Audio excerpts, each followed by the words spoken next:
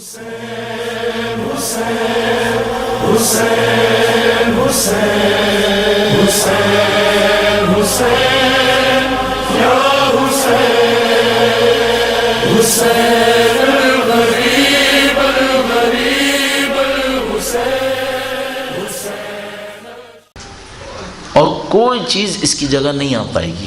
میں مطمئن ہوں کہ آپ کی خدمت میں عرض کر رہا ہوں. اور اگر میں اور آپ یہ کام کر گئے، چند منٹ ہر روز مخلصانہ خدا کی بارگاہ میں کھڑیں اور اس کے سامنے اگر توفیق نصیب ہو جائے تو آنسو بہا لیں. یہ توفیق چاہیے. مطمئن ہو کہ میں پھر آپ کی خدمت میں عرض کروں گا، ہر روز میسر نہیں ہوگا. یعنی میں اگر یہ تصور کروں کہ میں رات کو گناہ کر کر کے سوؤں گا اور اگلے دن مجھے خدا کی بارگاہ میں رونا نصیب ہوگا، نہیں ہوگا یا نہیں ہوگا. بعض اوقات میں تڑپوں گا اس بات کے اوپر. اور میں اس وقت میں جب سے پاکستان واپس آیا ہوں، شاید کہہ سکتا ہوں کہ دسیوں تو بہت ہی آسانی سے، سینکڑوں بھی کہہ دوں گا، کہہ سکتا ہوں شاید کہ سینکڑوں کیس یہ سنے میں نے جس میں سامنے والا کہتا ہے کہ ایک وقت تھا جب میں خدا کی بارگاہ میں 2 گھنٹے روتا تھا. یہ توفیق میرے ہاتھ سے نکل گیا، میں فجر کی نماز بھی نہیں پڑھ پا رہا. اب مجھے نماز میں مزہ ہی نہیں آتا، مجھے عبادات میں مزہ ہی نہیں آتا. یعنی اگر آپ اس کی تفصیلات کو نکال دیں تو اس تھیم کے اوپر کہ پہلے مزہ آتا تھا اب مزہ بالکل نہیں آتا، یہ پھر سینکڑوں مثالیں مجھے بتائیں. پھر یہ کیوں ہوتا ہے ایسا؟ اگر یہ صرف چند جملے کہنے سے ہوتا تو یہ تو ابھی بھی وہ جملے کہہ رہا ہے. اس کا مطلب ہے اس کے پیچھے کچھ اور راز ہے. ابھی ایک بات سمجھ میں آتی ہے، وہ یہ کہ شاید جس کو خدا پسند نہیں کرتا اسے اپنی محفل سے نکال دیتا ہے. یوں سمجھ میں آتا ہے. یعنی جس کی آواز کو تنہائی میں سننا پسند نہیں کرتا اسے نکال دیتا ہے. کہتا ہے یہ تنہائی کا بندہ نہیں ہے. ٹھیک ہے، پبلک کے سامنے جائے، لوگوں کے سامنے روئے، لوگوں کے سامنے چیخے، میرے سامنے تنہائی میں نہیں کہے گا، میں نہیں سنوں گا. نعوذ باللہ تعالی. اور جن کو پسند کر رہا ہوتا ہے ان کو تنہائی میں رونے کا موقع دیتا ہے. آپ کو جب کبھی یہ موقع ملے غنیمت جانیں، خاص کر تنہائی میں. یعنی مثلا شاید میں بچکانہ سے ایک مثال عرض کر رہا ہوں، شاید ایسا ہو کہ آپ سونے کے لیے لیٹنے والے تھے، اچانک آپ کے دل میں خدا کی کوئی یاد آ گئی، یوں ہی تکیے پہ سر رکھے ہوئے روتے رہے. اچھا ہے، جب بھی خدا کی یاد آئے اس بات کو میں کہوں گا دونوں ہاتھ سے پکڑ لیں کہ خدا مجھے توفیق ملی آج. اور یہ اگر ملتا رہے ہر روز تو نعمت، بہت بڑی نعمت. تو اس کے لیے پھر میں دوبارہ عرض کروں گا، شاید سے بار مجھے کہ دن میں سے وقت نکالیں چند منٹ.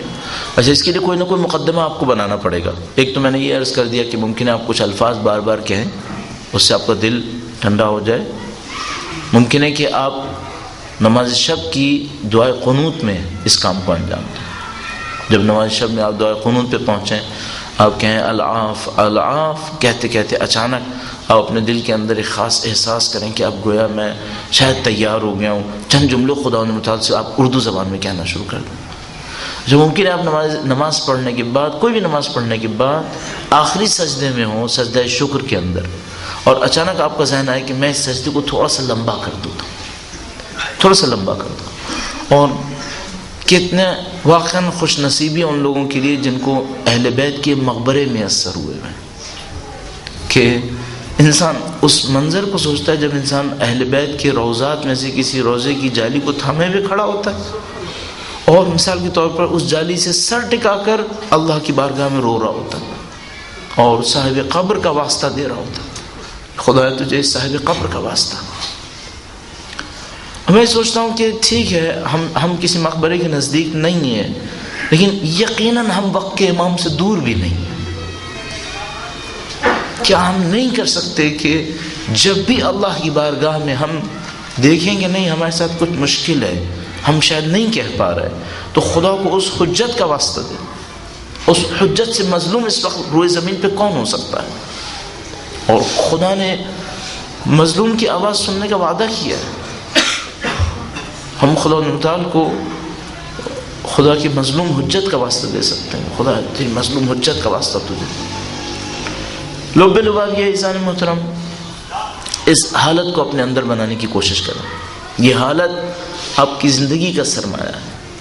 آپ یقین کر سکتے ہیں کہ ہم لوگ مرنے کے بعد شاید ایسے کسی ایک ایک منٹ کو ترسیں گے کہ کاش روزانہ 2 منٹ نکال لیتے. ہم ترسیں گے. ہمارے پاس روایت موجود ہے کہ لوگ تنہائی میں کی جانے والی عبادتوں پہ ترسیں گے، کاش ہم بھی کر لیتے.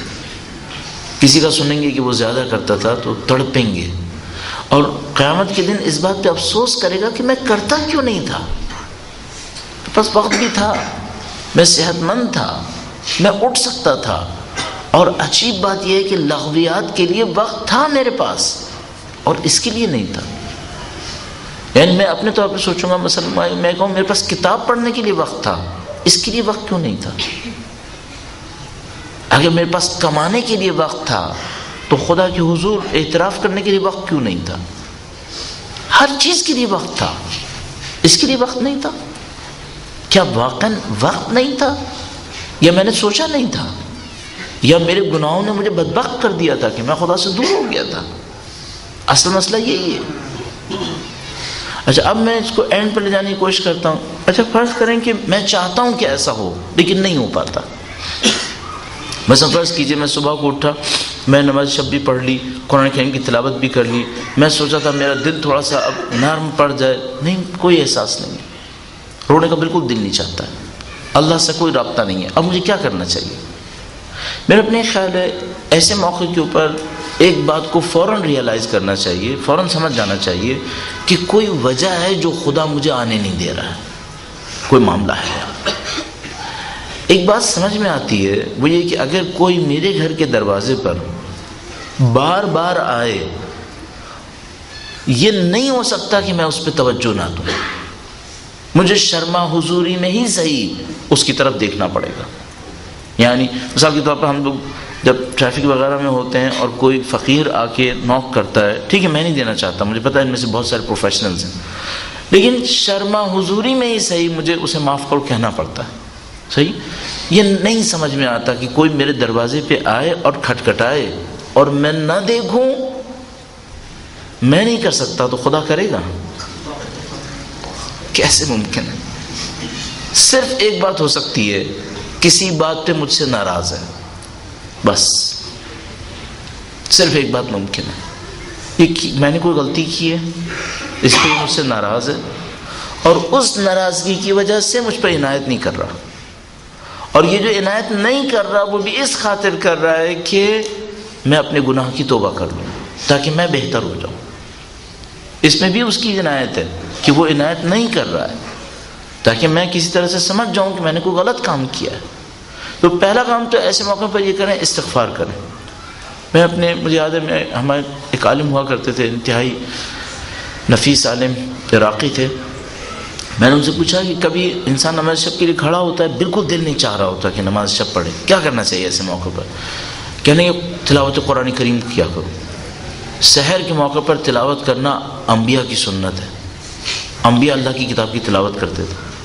اگر کبھی احساس کرو کہ مثلا میں دل نہیں چاہ رہا عبادت کرنے کا، تلاوت کثرت سے کیا کرو تاکہ دل نرم پڑ جائے.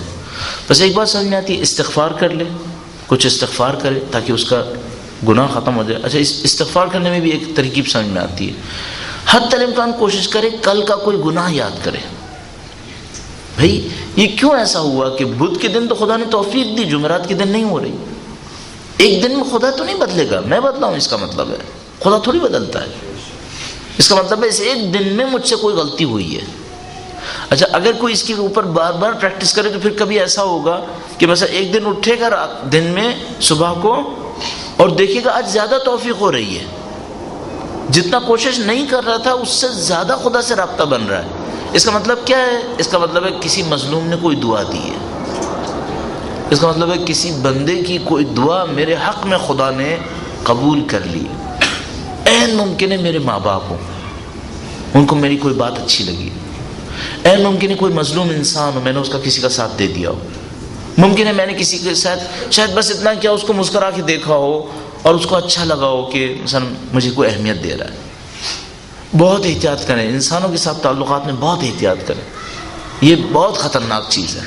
ابھی جو بات سمجھ میں آتی ہے بس تھوڑا سا استغفار کر لیں، اگر دیکھتے ہیں کہ نہیں دل میں سختی ہے، نرمی نہیں آتی ہے، اور دعا پڑھنے سے پہلے بھی ایسے ہی ہے، اگر دعا پڑھنے سے پہلے دیکھتے ہیں کہ نہیں بات نہیں بنتی ہے، دعا کا دل بھی نہیں چاہتا ہے، استغفار کر، خدا کے سامنے استغفار کر، خدا معاف کر دے۔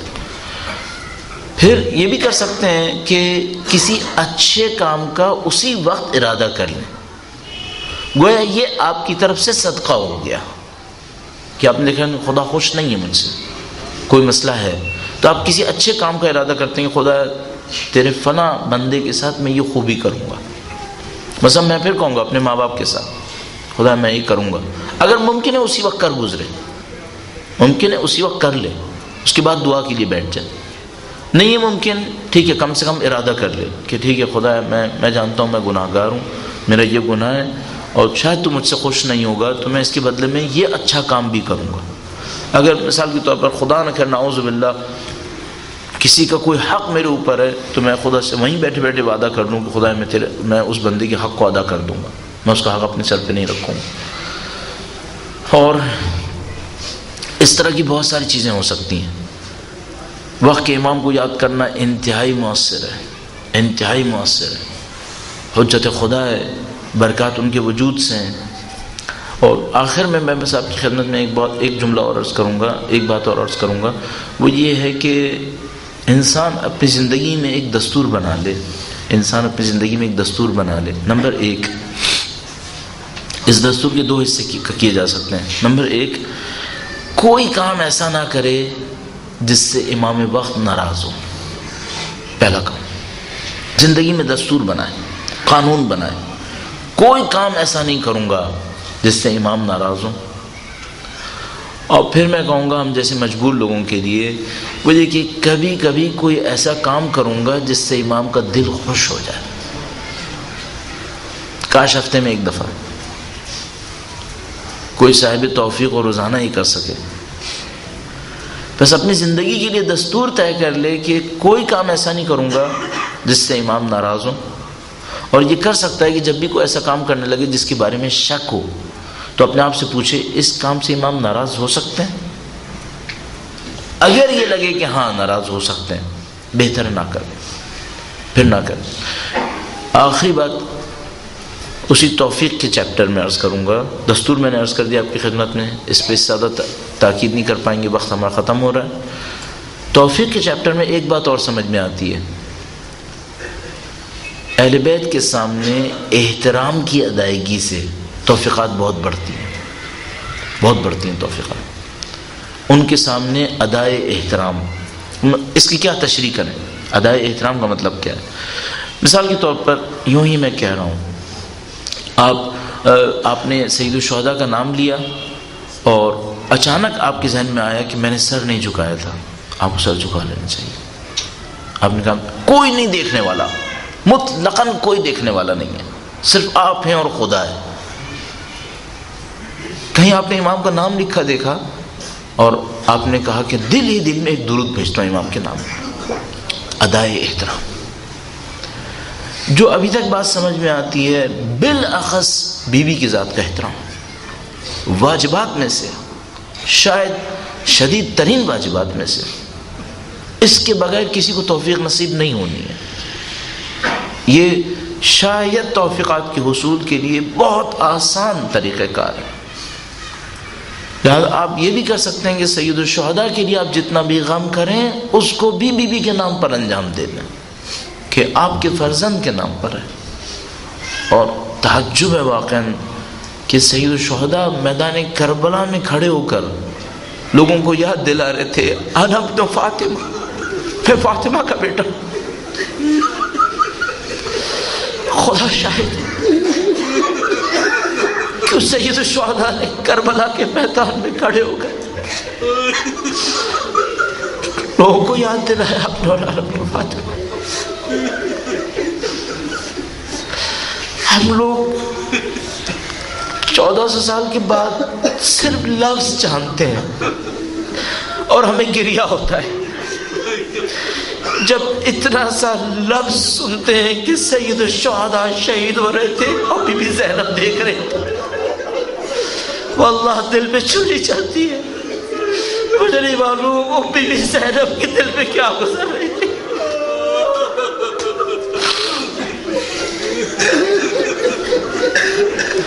ہم سید الشہداء سے بہت دور ہیں، 1400 سال کا فاصلہ ہے،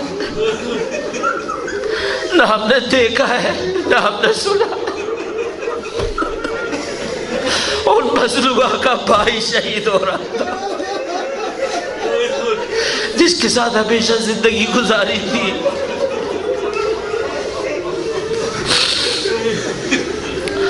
اب اس کے اوپر مصیبت اور پڑتی ہے. انسان اپنے لیے مصیبت جھیل سکتا ہے، اپنی اولاد کی مصیبت نہیں جھیل پاتا.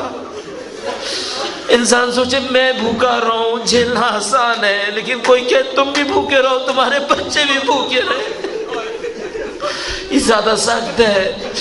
اب میں کہوں گا ایک لمحے کو سوچو، بی بی سیدہ دیکھ رہی ہے، ایک بچہ شہید ہو رہا ہے، ایک بچی دیکھ رہی ہے، کوہرام ہوگا یہ. اور بیوی نے کیسے برداشت کیا ہوگا ہمیں نہیں معلوم کہ مصیبت کے لمحات بیوی نے کیسے برداشت کیے ہوں گے. اس کے بعد مسلسل مصیبتیں آتی رہیں. شاید واقعی کربلا میں بی بی کی زبان سے جو جملے غم انگیز جملے نکلے ہیں، اگر انسان ان کو جمع کرے چند جگہوں کے اوپر، ہم تاریخی طور پر ثابت کر سکیں کہ ہاں بی بی نے یہ جملے کہے ہیں. سید الشہداء کی کچھ جملات ہیں جن کے بارے میں ہم یقین کر پا سکتے ہیں کہ یہ سید الشہداء نے کہے. احتمالات قوی جن جملات کے اوپر ہیں ان میں سے ایک بی بی زینب کا جملہ ہے جب سید الشہداء کا لاشا پامال ہو رہا ہے. گویا سید الشہداء کے لاشے پر بی بی زینب نے فرمایا ہے کہ سب کا کوئی وارث ہے، میرے بھائی کا کوئی نہیں ہے. اللہ اگر یہ جملہ واقعی ہے تو واقعاً ماتم ہے. خدا عظیم الشان ہے، خدا عظیم الشان ہے. اس نے پوری دنیا کو دکھایا ہے جس کا کوئی وارث نہیں تھا، اب کروڑوں وارث ہیں. جس کے لاشے کا احترام نہیں تھا اس کی قبر زیارت گاہ ہے. جو خود بھی گورو کفن تھا اس کا کفن نعمت ہے.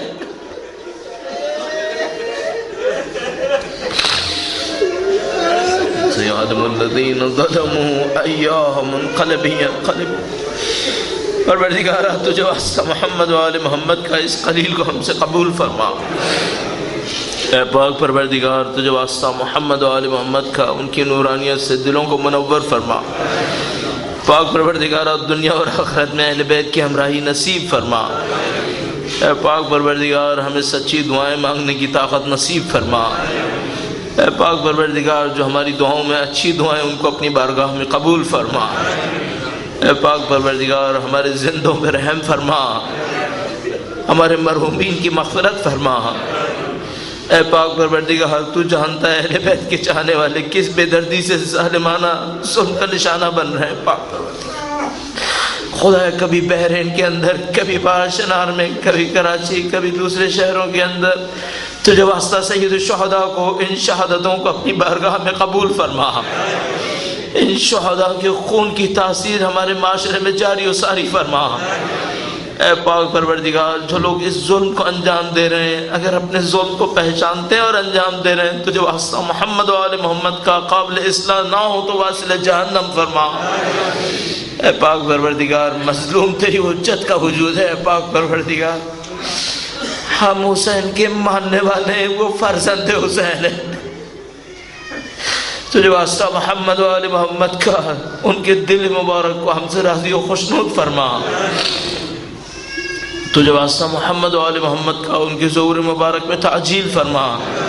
ہمیں ہماری اولادوں کو ان کے جانثاروں میں قرار فرما. خدا ہے تجھے تیری اچھائیوں کا صدقہ، تجھے تیری حسنات کا صدقہ ہے. پاک پروردگار وہ تیرے اندر صرف حسنات ہیں. خدایا تجھے ہماری کمزوریوں کوتاہیوں کا پتہ ہے. پاک پروردگار تجھے اہل بیت کی قربانیوں کا واسطہ اپنی بارگاہ میں ہمارے تمام گناہوں، لغزشوں اور خطاؤں کی مغفرت فرما. اس مغفرت کے صدقے میں پاک پروردگار اہل بیت کی قربانیوں کے صدقے میں ہمیں شہادت کا مقام نصیب فرما. علم، تقوی اور شہادت کو ہماری اولادوں میں قرار فرما. ربنا تقبل منا انك انت السميع العليم برحمتك يا ارحم الراحمين. مددي مددي